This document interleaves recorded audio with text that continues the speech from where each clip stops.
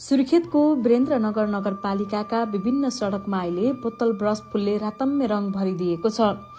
सड़कै किनाराभरि फुलेका यी सुन्दर फूलहरूले पैदल यात्रीदेखि सवारी साधनमा यात्रा गर्ने सबैलाई लोभाउने गरेका छन्। शहरलाई हरियाली र आकर्षक बनाउन नगरपालिका र स्थानीय बासिन्दाले बोतल ब्रसको व्यापक रोपाई गरेका हुन्।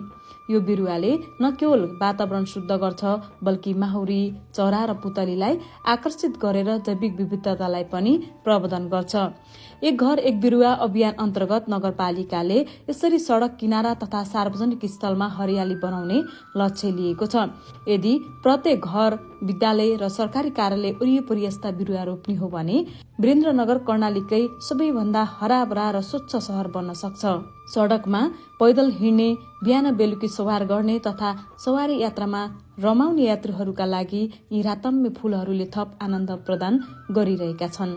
स्थानीय बासिन्दाहरूले यो अभियानको खुलेर प्रशंसा गरेका छन् र अझै बढी वृक्षारोपणमा ध्यान दिनुपर्ने माग गरेका छन्।